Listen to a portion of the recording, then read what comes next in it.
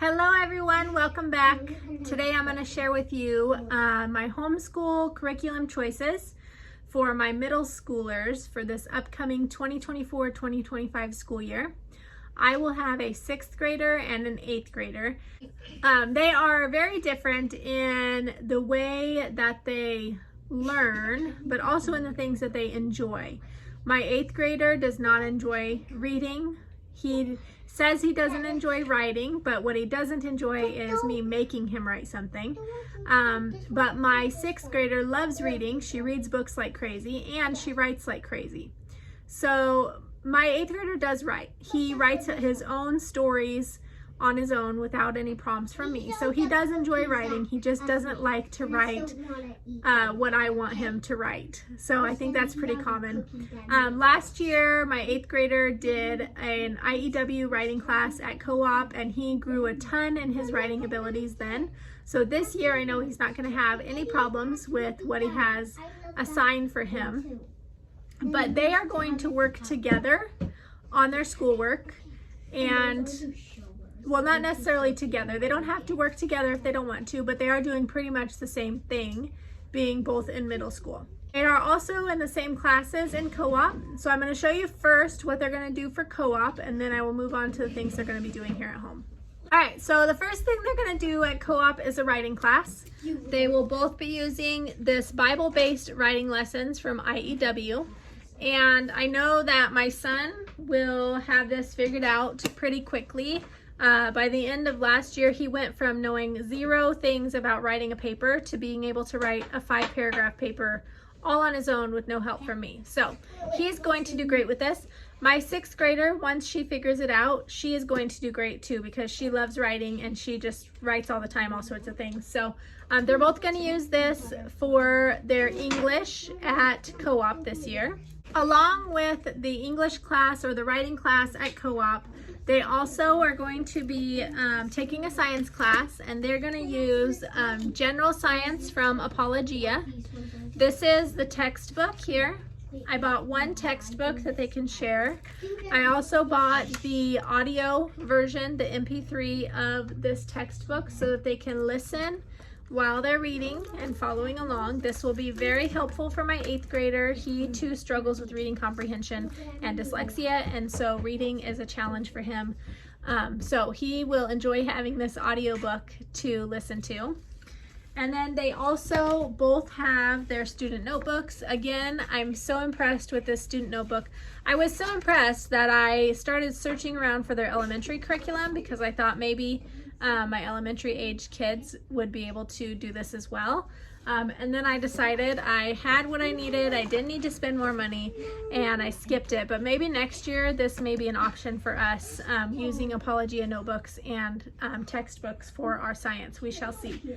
So anyway, they're going to do general science for their science at co-op this year. Along with the IEW writing class, they will both be doing handwriting from The Good and the Beautiful. I searched around like crazy to find a handwriting program, and I just couldn't find anything else that I liked as much as I like this. So I went ahead and got this one on PDF. I printed off one for each of them, and then I coil bound it with my coil binder. So they're both going to be doing level 4, which has a lot of cursive in it. They both have done cursive before, but they need some help with some more help and practice with it. So they're going to go through this. And then my 8th grader will be also going through dyslexia games. He's going to work his way through level C, just like my 10th grader.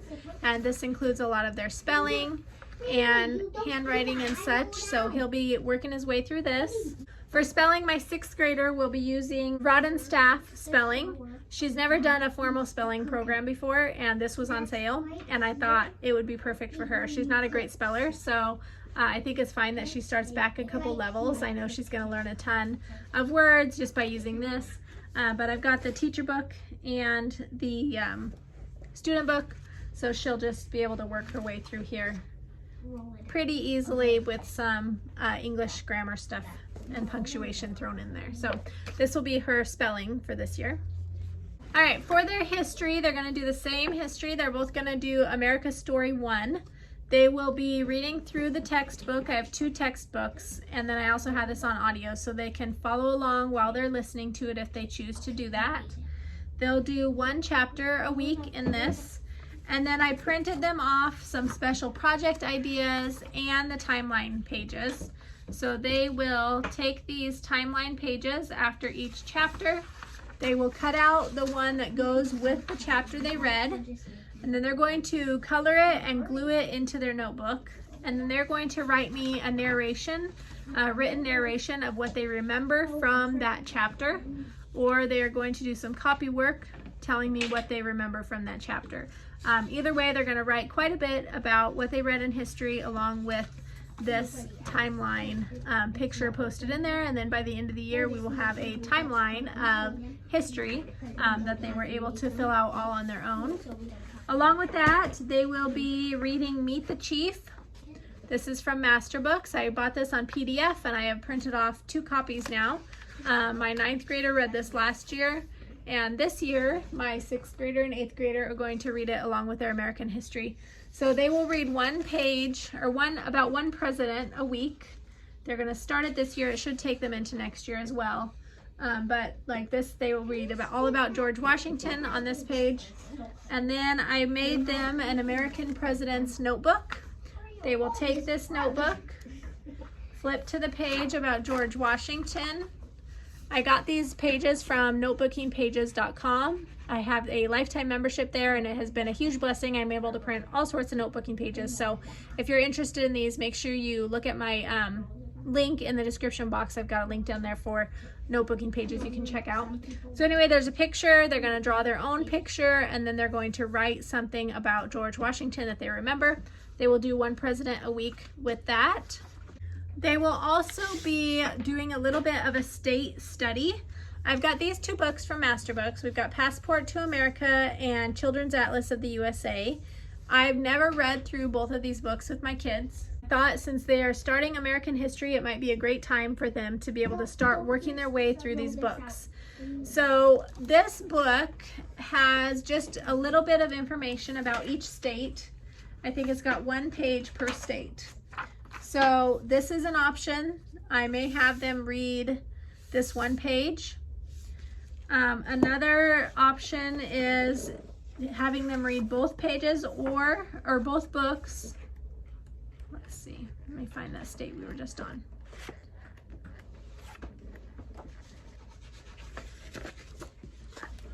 Like reading both books about each state. So this is the page on Maryland in this book. A little more information. There's only 1 page, well, you know, a 2-page spread of Maryland in this book. But in some of the other states, there are multiple pages. So I haven't decided yet how much reading I want them to do out of this book. I may have them just skim through and decide what they want to read about. But for sure read out of this one. We shall see what we decide to do. But besides just reading those books, they will then take their map of the United States. They're going to find the state that they read about. They're going to color it in, and then they're going to label the capital of the state. So by the end of them reading through all 50 states, they will have a map filled out, hopefully recognizing where these states are in the United States by having to find them themselves. So just a little bit of a state study and some geography there for them, something they can do on their own. That doesn't add a ton. I feel like they've got a lot already with the presidents and the history, but I also wanted to add in some geography. So they're going to work their way through those. And then one more thing for them that I have for their work they're doing on their own. I have these What a Character books. This is a series from Master Books. We have Extraordinary Animal Heroes. We have Inventors and Scientists. We have America's Famous Spies. And then we have America's War Heroes. And there are a few others in this series, but these are the ones that I have right now. And I'm going to have them pick which one they want to read about and start reading it. And once they finish with that one, then they can move to the next one. But these are going to be required readers for them to read through this year, and I think they'll both really enjoy them. They are really nice books, and they've got some nice pictures in them, a good story about each one, not too long of a story. And I'm not going to put a timeline on these. I mean, the only timeline is they need to read at least 2 of them before the end of the year. But besides that, I'm not going to tell them how many pages to read or whatever. I'm just going to say, read for a little while every day till you make it through the books. So that's what they are doing for their independent reading. My middle schoolers will also be using CTC Math online for their math this year. We switched to that last year and we love it, so they will continue on with that. So for their Bible time, they will be joining the rest of us at the table, the elementary kids and the middle school kids. We will all be at the table together. We are going to read through God's story and Jesus Strong and Kind. And we're also going to work on some scripture memorization from the My Father's World curriculum that I'm using with my elementary aged kids. So they will join us for that. When we finish reading through those 2 books, then we will pick some new ones and move on to those. But that's what we're going to start with. We're going to read a story a day, discuss it, do some work on memorizing some scripture, and that'll be it. It'll be pretty quick and fast. We also have youth group. My kids go to church and Sunday school every week, and the younger kids have truth trackers. So we do a lot of other Bible activities and curriculum outside of our homeschool. Also, my husband teaches us every day at the table from the Word, and so I don't do a lot of Bible curriculum in our homeschool, but we do like to start the day reading about Christ, about God, learning more about Him, and memorizing His Word. So they will join us for that. But besides that, that is all of their curriculum for this year. My 8th grader will also be in basketball. That will take up a lot of his time. But that is the only extracurricular activity that we have. Besides that, we do spend a lot of time at the rec center, swimming, playing basketball, and exercising that way, but no other outside activities. So I hope you enjoyed seeing all of the curriculum for my middle schoolers for the upcoming 2024-2025 school year. Tomorrow I'm going to share with you my curriculum picks for my elementary aged children, so make sure you stay tuned for that. Thank you for watching, and I will see you next time. Have a blessed day. Bye-bye.